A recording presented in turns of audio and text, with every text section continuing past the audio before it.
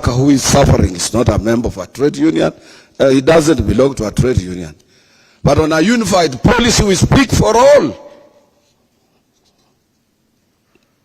So I want to thank you. AZIMIO, I will be very brief. And I'm happy our captain, our chair, said that we must, as workers, be involved in all political activities and campaigns. And if there are any other formations of any committees, these workers should be part and parcel of those arrangements. Unajua siku hizi maneno imebadilika kidogo. Me am KANU, you know very well. Sisi wakati wa KANU tulikuwa tunaenda kwa Moi, ukienda usubuhi anasema na tuwe umetembea namna gani wapi, hata ka briefcase. Tena tunakutana na wengine wafula wa Msamia nao wanatoka huko tena na briefcase. Tulikuwa tunakutana hivyo. So campaign za siku hizi zilibadilika na zilibadilishwa na our third president Mwai Kibaki. And some people call me, you are a member of deep state. There is nothing like deep state. And the Honorable Prime Minister is here. I can hardly move from my place in Kajiado and meet President Uhuru Kenyatta at will or as I wish. It's not easy. But as I told you in our meeting, it's a commitment. It's a commitment to make sure in whose hands are you people going to be. It's a total commitment. As a person whose mandate stems from a pressure group to pressurize for a change that is positive, change that is relevant, change that can protect working men and women in this country. That is why I am fighting, I have been fighting as a person, as a Twali, to make sure before you joined me, to make sure that we are understood. And I started in 2014. Because you people, as from responsible trade union movement, you must be aware that who is coming to manage your economic affairs of your country.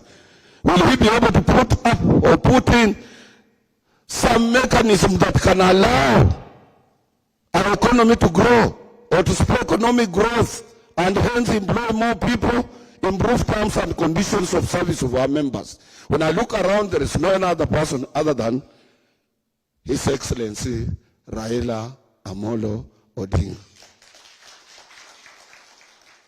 Na Mungu akikusaidia, Mungu anaenda kusaidia. And I want to thank Sister Rosa. Hakusema if. Maybe in my speech there is nothing like if. I am a bad loser. There is nothing like losing. I don't lose. And I don't join any persuasions that is going to lose. I hate being weak. Nobody wants to be associated with a weak person. We are winning. We are winning. We are winning. Na tukishinda, Baba atatusaidia hii kitu inaitwa SRC. SRC, when we welcomed it, it was an advisory role.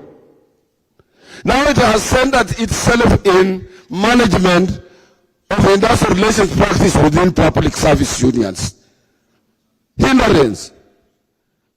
And the ILO Convention number 87 and number 98, it gives you freedom of free collective bargaining as enshrined in Article 41 of our Constitution on CBS. No hindrance in between, and we are anchored at the International Labour Organization where I serve as an ILO governing body member. So the SRC is an illegal, amorphous, an organization if it's not operating on an advisory role. So it's supposed to stop any CBA that has been mutually entered into between the parties. Yes. Yes. And I think I know our incoming president will look at it from that perspective. The other area is strengthening of social tripartism. Workers, employers, and government. And I know we will do that to narrow the gap. Hapana kama tulivyo sasa. where the minister can sit and his group, they organize their own people for Geneva without involving employers and workers. And I think somebody should be able to tell them, but since we have only 2 to 3 months for our incoming president to come and make changes that will be favorable to working men and women in this country, we can put up with that. And the other area in the memorandum is in the constitution we are reflected somewhere that workers wao wanakuwa nominated katika bunge. Now we don't want to go, Your Excellency, through political parties.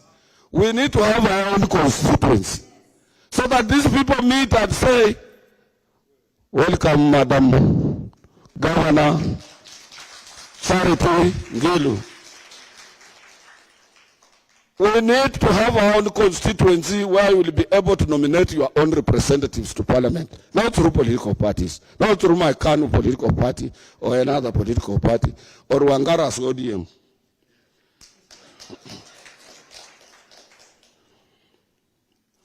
Your Excellency, nataka kukuacha, tumeuliza, sote tumepata tabu juu ya COVID, and we lost a lot of people, including the chairman of my union. We all suffered. Hata sasa nilikuwa nikasirike juu ya mambo ya petrol lining up. But I have been told by my treasurer who has received information from Canada and US right now, even there is a problem, people are lining for petrol. In Canada right now. So this is a universal problem, may be caused by, though other may be holding, expecting prices to go up, but they should ease this problem of petrol so that we don't line up for petrol in this country. Mambo ya NSSF na NHIF. Your Excellency, we know people who took money from NHIF. They are walking scot-free. And it is obvious. The government made budget allocation of 6 billion Kenya shillings kwenda kwa NHIF to serve our police officers, to cover. That is why we are eagerly waiting for you with your Baba care that will be different from what is happening at NHIF now.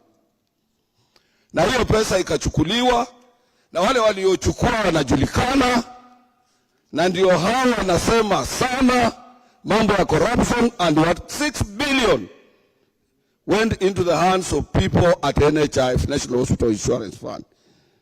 NSSF, to may appoint the lady you have had here, Rosa Mamu, the Minister Chelugui, the Permanent Secretary Engineer Chumo, and other 4 people in the system have refused to gazette her. We have gone to court, we have annulled the business of the NSSF. Simply because wanasema sijui nini, no explanation. And that is workers' money, which is 120 billion. I was on that board, no any single cent got lost. They want a weak representation on the board so that they can get away with this 120 billion shillings. These workers will not accept that. Lastly, I know the other things you will be able to read. Utajua kila kitu ambacho sisi tunataka, tumetengeneza memorandum yetu. We will hand it over to you at appropriate time. But I can assure you, as I said 2014, that William Samoei Ruto will not be the president. I have repeated on special occasions, including on the media and what have you. That still links into my mind. And to me, that is the way. And you are going to get there, and we are going to get there, all of us, tukimarch na wewe pamoja. Please, it is our sincere request that let these people, workers of this country, the Republic of Kenya, be in the center of your system and your government, so that they will be able, as your soldiers, to protect you, Your Excellency. Lastly, we welcome the ILO Convention 190, which gives us fair approach on both sexes, both men and women, to limit the gender harassment and violence against our own men and women. If that one is ratified by Kenya government, we would have completed our journey towards our sisters and brothers who are harassed on a daily basis from their various places of work up to the house. It is pathetic in this country that people, whatever you want, you must bow to things that lead you to Ruto's economy of bottom up. Who wants to see somebody's bottom down? So these are some of the things that this ILO convention addresses. May I take this opportunity with a lot of humility and very humble to invite the incoming 5th President of the Republic of Kenya, the Right Honorable Raila Amolo Odinga. He's a data, he has information of all of us and history. You are welcome, sir.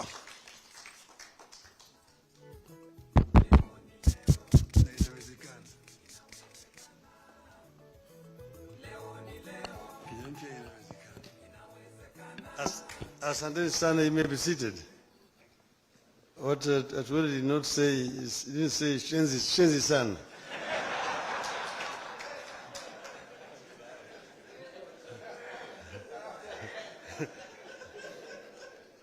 So, Mr. Secretary General, viongozi wa wafanyikazi wote ambao wamefika hapa siku ya leo, hamjambo.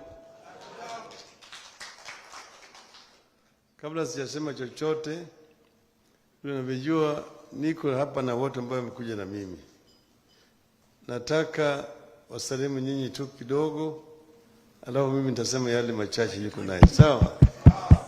Nitaanza kwanza na mwenyekiti wa campaign secretariat ya Azimio, gavana wa Laikipia, Ndiritu Murithi. Thank you. Alafu atafuatwa na Professor Nyanyo. Asante sana. The Right Honorable Raila Amolo Odinga, the second Prime Minister of the Republic, and without doubt, the 5th President of the Republic. My colleague, Governor Nyang', Daktari Francis Atwoli, Professor Makau, viongozi wa labor movement, hamjambo.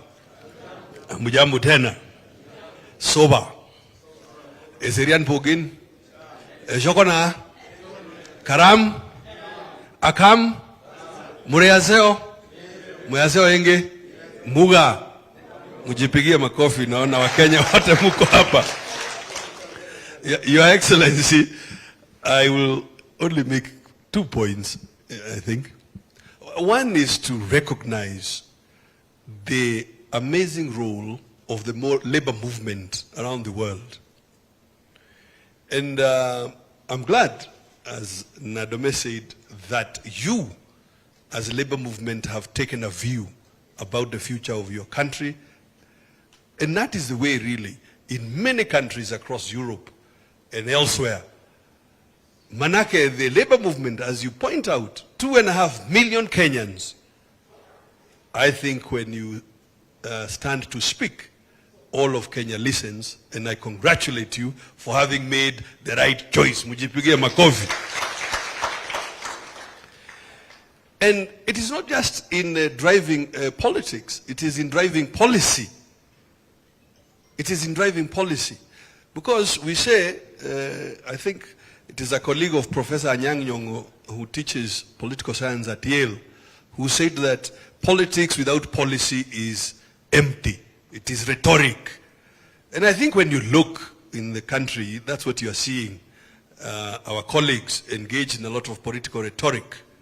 But we as AZIMIO, we are interested in politics with policy inside it.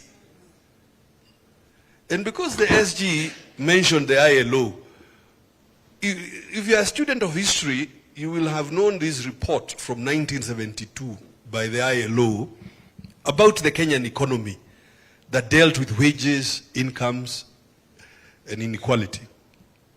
And the reason they were doing it is because the economy was growing, but it was not creating enough jobs, even as it was growing. And they called it jobless growth. Now, we, as AZIMIO, we want together to build an economy that is creating jobs, and not just any jobs, meaningful jobs for all Kenyans, well-paying jobs for all Kenyans, jobs based on technology and jobs that are looking to the future. So we are really pleased to have the opportunity to come and say jambo and to thank you for declaring your support for the 5th President of the Republic, Raila Amolo Odinga. So, as to what my neighbor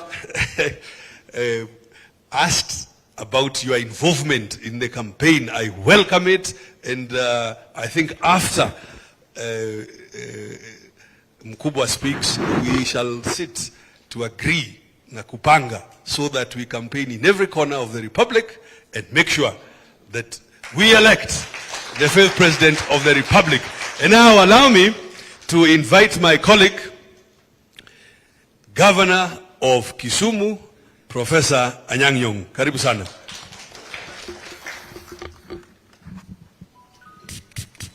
Asante sana mwenyekiti wa Azimio la Umoja. Asante sana kiongozi wetu Mheshimiwa Raila Amolo Odinga the 5th na Francis Atwoli brother zetu, who has led the trade union movement in this country with the eagerness and strength it deserves. Asanteni sana. I just want to say one thing, maybe two. One, that we appreciate and recognize the role that the labor movement in this country has played in the development of this country, and to begin with, in the achievement of independence of this nation. Had it not been for people like Makan Singh and T.J. Mboya, who are known unionists who combined with the other nationalists, Jaramogi Oginga Odinga and Jomo Kenyatta, we would not be here today as an independent nation. One of the reasons why they did this was because they laid primacy on the unity of Kenyans to achieve independence. Marx once told workers of the world, unite. You have nothing to lose but your chains. I would tell Kenyans today, Kenyans of today, unite. You have nothing to lose but your disunity. The Prime Minister has laid one important emphasis on national unity. Why is national unity so important in Kenya today? Because we know that rule of divide and rule is what has taken us behind in our development from independence to today. The game of divide and rule in Africa is what has kept Africa behind by the imperialists from independence to today. And the Prime Minister lived through this, and he knows that if we do not unite, may we dwell in unity, peace and liberty, plenty cannot be found within our borders. And workers are the productive class.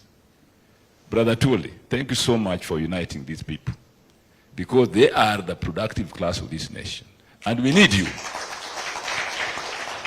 Having that quality and having that experience, we need you to support the 5th in bringing the 3rd liberation of this nation. That is economic liberation, of which you are the centerpiece. AZIMIO. If we don't plan to unite, we will plan to fail. Those who do not plan to develop, plan to fail. And therefore today, as a former Minister for Planning and National Development, I want to call upon you. Let us plan to succeed by supporting the fifth in bringing to this nation the third liberation, which is the economic liberation of Kenyans as a whole, bila ubaguzi wala ukabila. Sawa sawa? Inawezekana? Asanteni sana. Let me take this opportunity, therefore, to invite my party leader, the Honorable Raila Amolo Odinga, the fifth President of the Republic of Kenya. Makofi kwake.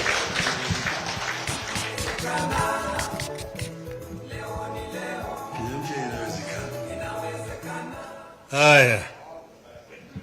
Now he's inviting me, yet I'm the one who invited him.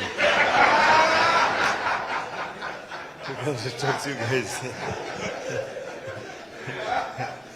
But then, this meeting should have taken place earlier. My brother, my Shemeji, Francis Aturi, had invited me about 2 months ago. But because of other commitments, you have kept on postponing.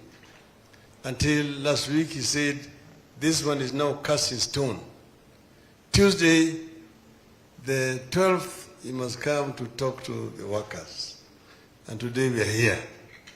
Asanteni sana. So Waswahili wasema ati hayawi huwa. Sasa tumefika siku ya leo, and I'm happy to listen to workers, representatives, and their concerns. Professor has told you about the role that the union has played in the history of this country. We were there, we were young boys in that period of time when you had the KFL, at that time Tom Boyer, as the Secretary General. You got the Dock Workers Union in Mombasa, then Dennis Akumu. You had the Railway Workers Union.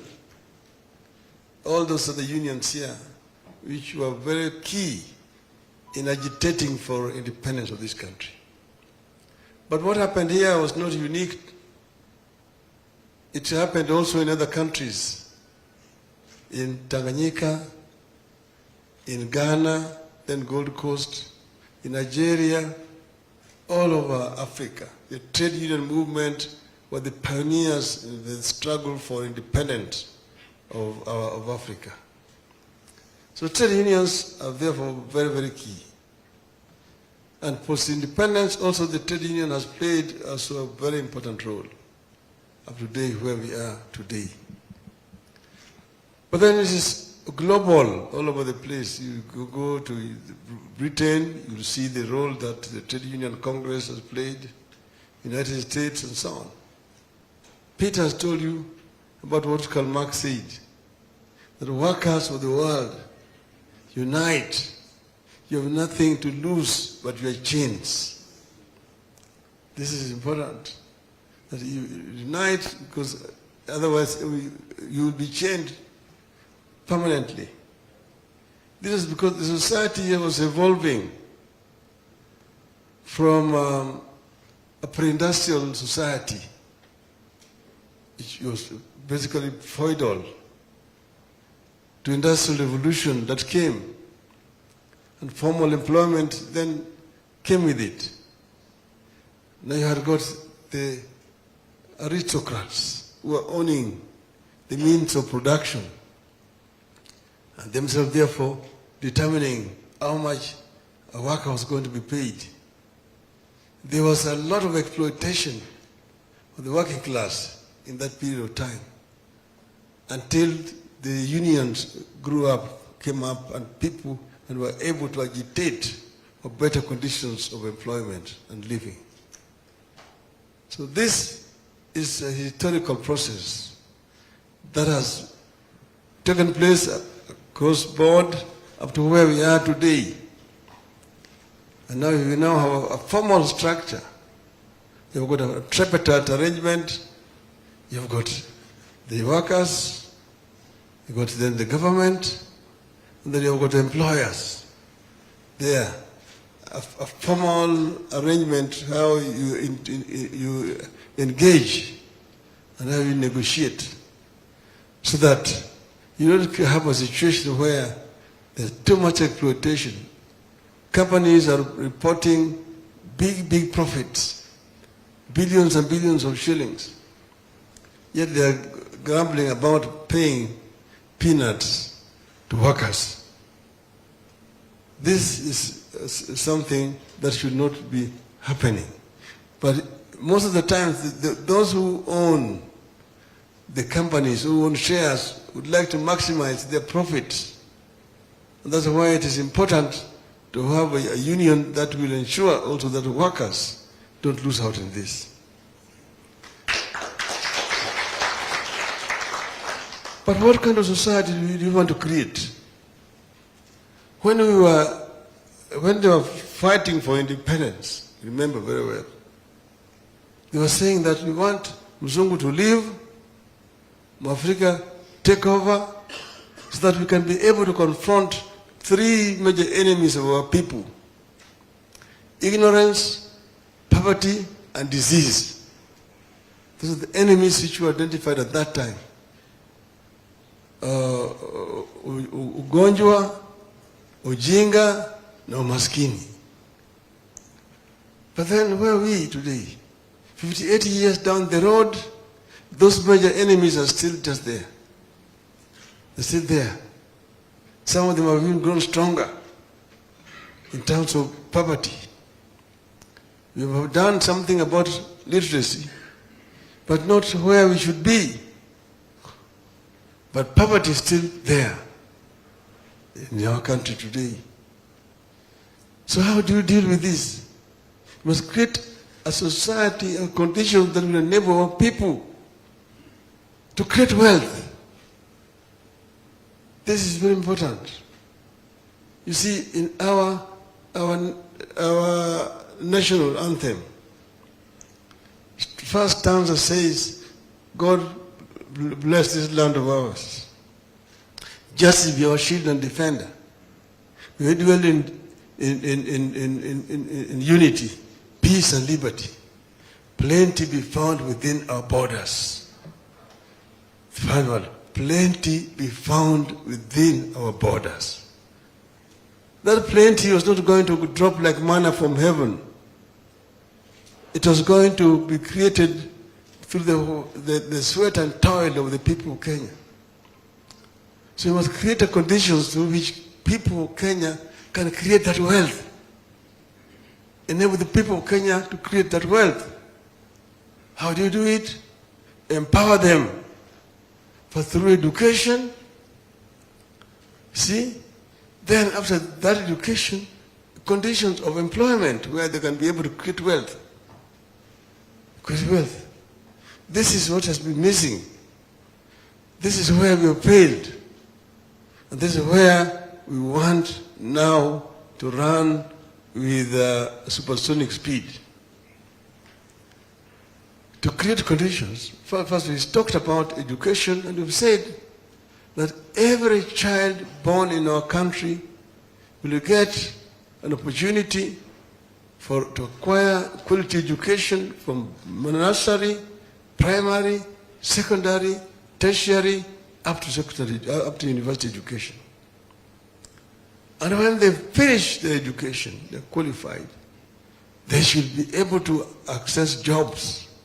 The jobs where they can be able to earn proper, decent salaries, to enable them to have upward social mobility, to change their socio-economic status, and also be able to support their parents. This is very important. And those who want to do business should also have an opportunity to access capital, so that we can begin to start up their own businesses and have an opportunity to grow those businesses, so that instead of becoming employers, they can become, employees, they can become employers. This is another thing that is important. Then, in terms of health, we were talking about creating a condition where people can be able to access health services when they are sick. You're talking about availability, accessibility, and affordability. The people. That's where you come up with what you call Baba Care. Baba Care. So in terms of employment, you need to give people opportunities. In other words, you allow the private sector to grow. Private sector must be able to grow so that it can create more employment. Because people are sometimes looking at public sector. Public sector. Sisi hatuna permanent secretaries, sisi hatuna ambassadors, sisi hatuna directors, parastatals na kadhalika. I tell them public sector employment is so limited. The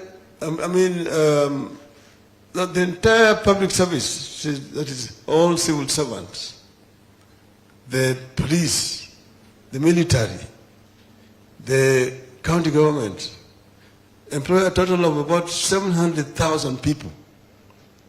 700,000 people are the ones that the public sector is employing. And those positions are not vacant. They are all occupied. Vacancies only occur when somebody dies or somebody retires.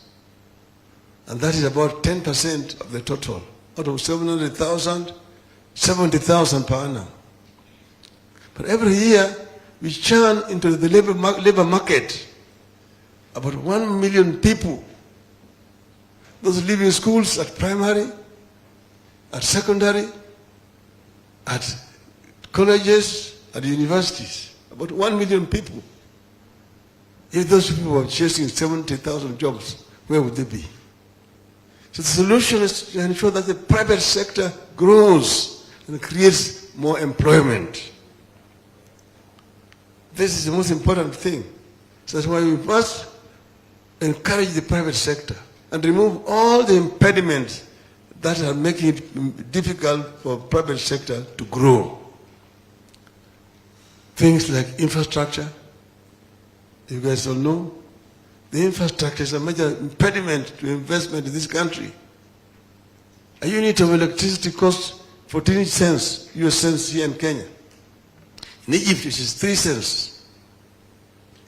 So most of the manufacturers will migrate to Egypt and go and manufacture in Egypt and export back to Kenya. You're exporting jobs to Egypt. You're exporting jobs to China. You want all these goods from China coming to your market here.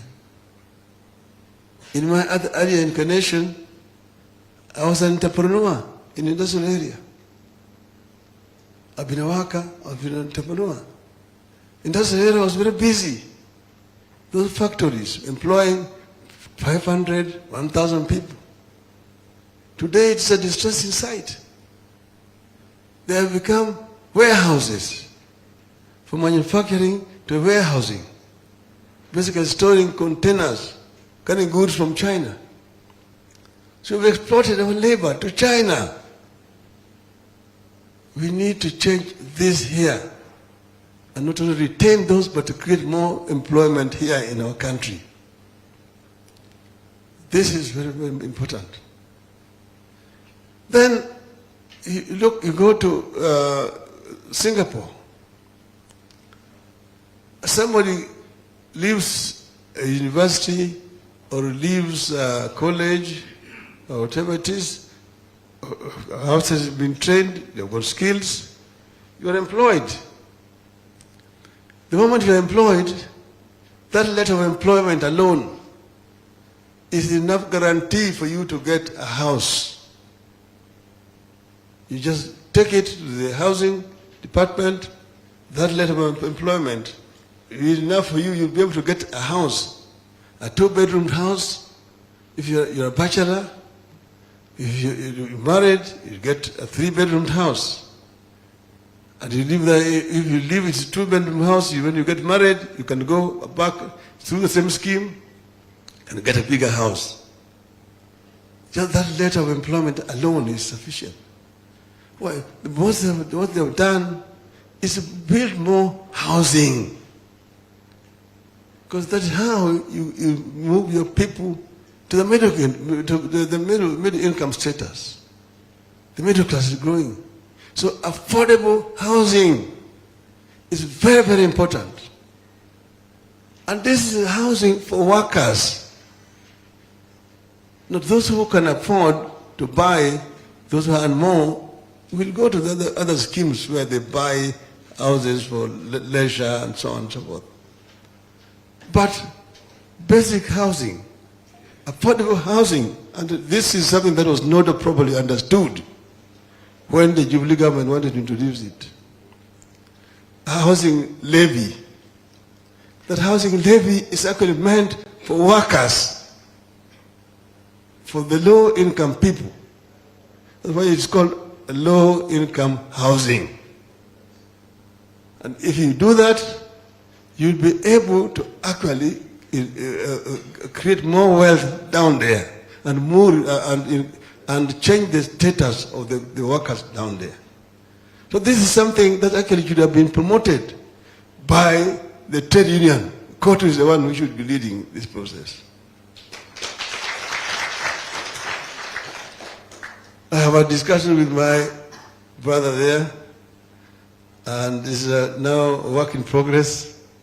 It's an issue that we needed yesterday. When you get there, we'll roll it out with the concurrence of COTU, and we'll ensure that UIM members are the major beneficiaries of that scheme. We will ensure, of course,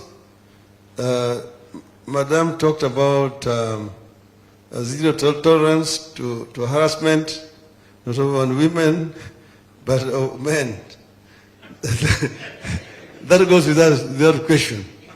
Zero tolerance to any form of harassment or any form of violence against any Kenyan citizen. We know that violence at work has been prevalent a lot. And this is something that we really want to bring to an end.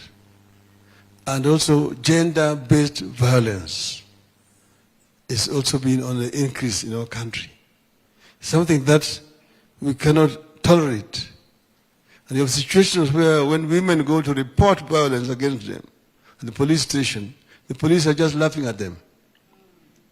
Ati mimi nilikuwa nimeshikwa na huyo jamaa, anasema wewe unimfanyia nini? Wanacheka tu. Those kind of things we must change. And we'll digitize crime reporting so that women do not have to go to a police station to be harassed by men there. Okay? We will, of course, the issue of representation on the board of NSSF, that should be automatic, because that is workers' money. You don't have to negotiate with anybody. That is a worker's right. The workers have got a right to go and they'll be there to ensure that their money is not misused or misappropriated by people who have no interest of workers at heart. So there are issues that we sit down and discuss with workers. Because workers are the wealth creators. That's where wealth is created. That's where the rubber meets the road. See? So we will basically, it will be a relationship of constant dialogue and engagement, because what we really want to do is to achieve the Kenyan dream, which I've mentioned to you. The Kenyan dream is in our national anthem. A prosperous country. Plenty is found within our borders. In the Bible, the country where the plenty is found is called? Sio Raila anasema. Iko Biblia. That's the Canaan I said I was going to take the people to. Because it's there that plenty be found within our borders.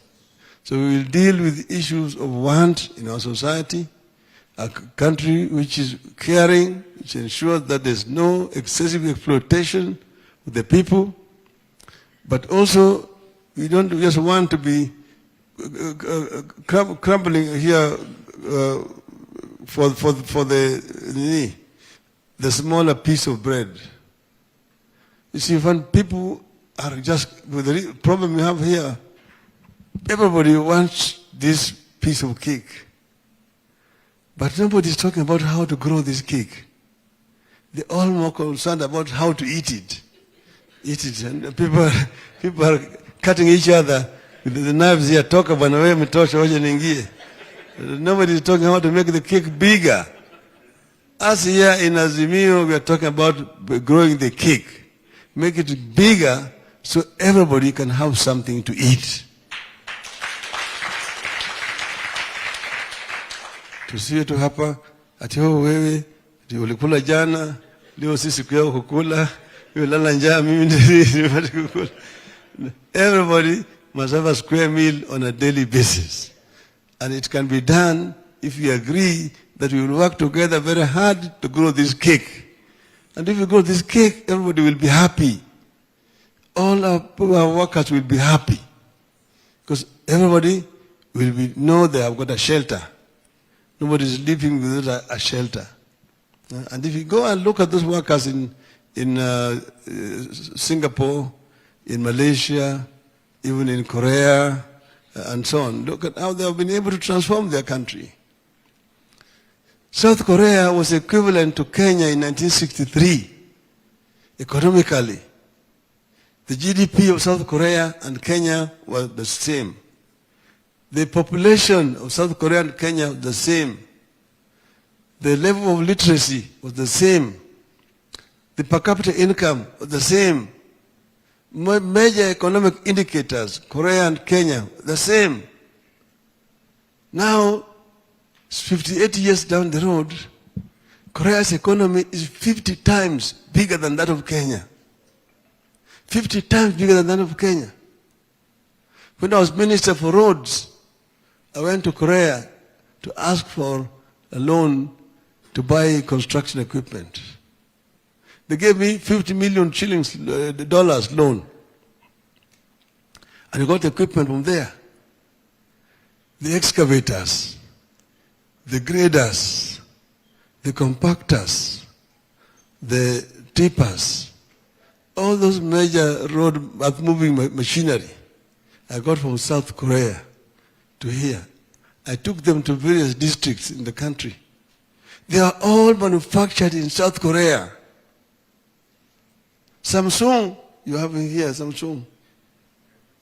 LG, Hyundai, Daewoo are all manufactured in South Korea.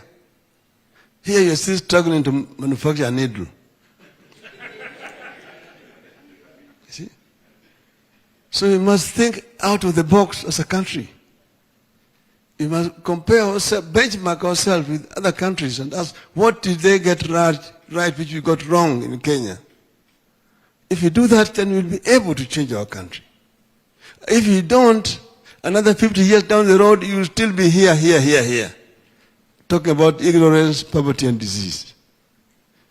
I just want us to begin a new journey from the 9th of August this year.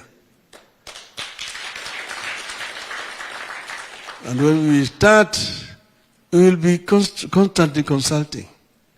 But we begin by actually putting the structures in place. And you will see after 100 days, 100 days of Baba's government will show you exactly what Baba's government is going to do in the next 5 years. Asanteni sana, Mungu awabariki.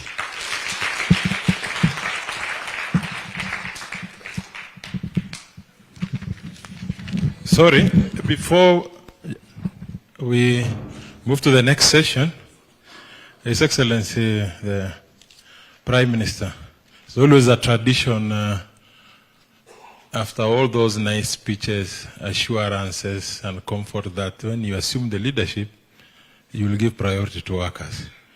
And also the good speeches by those distinguished guests that accompanied you allow us to have Honorable Robert Duba to give a vote of thanks. Karibu, Robert.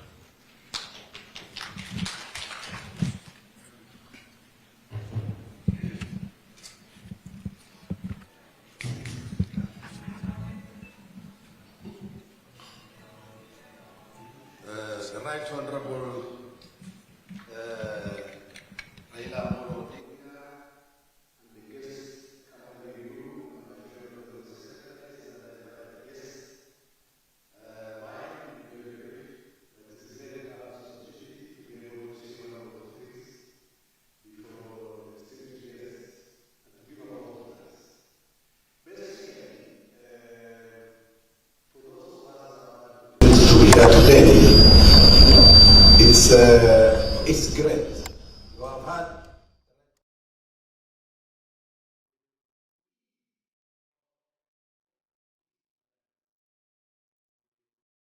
it's amazing.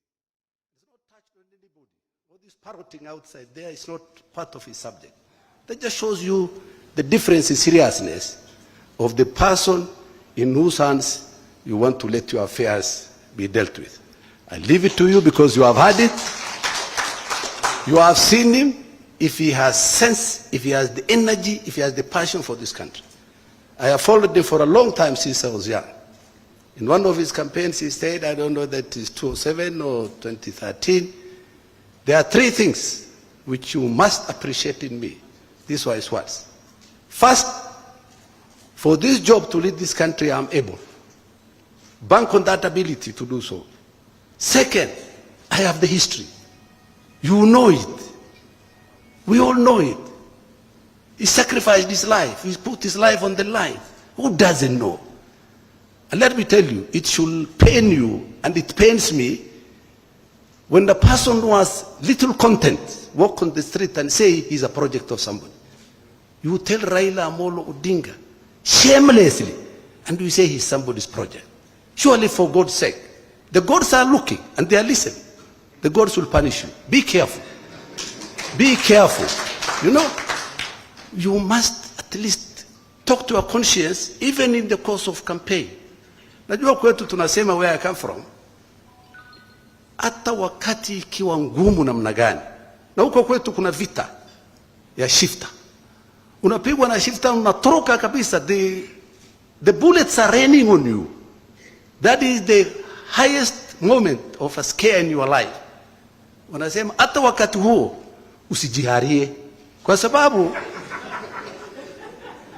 ukifanya hivyo, people are very good at recording such kind of history. Hiyo pahali na hiyo tarehe hawatasahau. Wanasema wewe mtoto wako alizaliwa lini? Siku ile nani alijiharia? Unakumbuka? It will be used as a date for reference. And I want those who are looking for power now, opposing his candidature as a president. First of all, I consider it, somebody said the other day, it is Nelson Mandela moment. I believe it. If Kenyans are serious people, and I want to beg them, for your own sake and the sake of your country, just look back a little bit. What is all this literature outside there against his candidature? What are the contents? You have had it here today in the speech of half an hour or 1 hour. So I want to plead with you, and I want to thank you. Have the patience, you are right, Honorable. Continue with the energy that God has given you, so that at least we get a test in the course of your life as you end up your leadership history, so that we get a test and get a blessing from you. I want to thank you so much, and I want also to thank my brother Francis Atoli. Kama si kelele ya huyu mzee, particularly the labor movement, there's nothing there. Na nilimwambia also, where I come from, you know the thing a thief is supposed to fear ni kelele. Ukiona mtu anaiba, atatoroka. Ataki bunduki, Just tell them you are aware. Hey, kuna mtu hapa. And that's what he has been doing. He doesn't have any other power. The power to speak for the people and for the country generally. And I told him many times, don't keep quiet, because you keep quiet will perish. Kabisa, particularly labor movement. And I want to thank him so much. That persistence, that consistency of points and spirit. I want to thank you so much. Professor Nyang Nyong is the altar of, at which the reasoning power in economics and so on is placed for our country. Sometimes people talk on TV for 3 months. He comes once, appears on nation TV, something, and clears all those. How he does it, I don't know. But I appreciate how he does it, with facts and figures. My governor, Muridi, you are another one. You know, I was in UDF together with him. UDF. He was opposed to positions taken by, so-called the home front, Even today, he is known to take the bull by the horn. This is how you find your place in history. Don't give up, don't fear, don't relent, don't blink.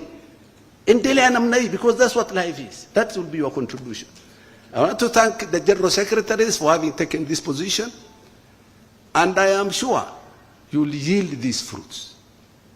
The other party, when somebody comes to me, compare this literature today we got here, 10 minutes ago, from the Right Honorable, and compare the talk out there, whose main concern is about something being upside down.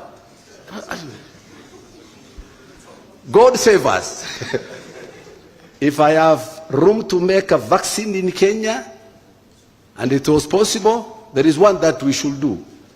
And that is vaccine against accepting lies. If that can happen, Kenya will be safe for a long time and many years to come. Thank you so much. God bless you and Mungu abariki. Asante. Thank you very much, Honorable. We wish you all the best. I think with that kind of speech, the Moyale people should see that you deserve that particular position. In fact, when he talked about Sisi Bunduki Atuski, it is true, Honorable Prime Minister. You know where I come from? There was a time, and I know the moment you take over the leadership, you will bring this to a stop. In Baragoi, Your Excellency, for you to sleep at night, you must first hear gunfire. Because if you sleep mapema, you will still hear gunfire and you will be awoken by the gunfire. So to us, the gunfire is a lullaby, kind of. That is in Kenya. We are optimistic. Tuko na imani, those of us who are campaigning for you, we are telling people that once you take over the leadership of this country, gunfire will not be lullaby again in that part of the country. Now, all these that we've discussed, the memorandum that our SG took us through, we just did some brief. We want to have a small ceremony so that it is in the public domain. It was not just hot air. This particular document that we all did collectively will now have to formally hand over this particular document to His Excellency, the Prime Minister. Please, the media, tupige makofi. Come. Mketi chini, media wapige. Mketi chini tafadhali.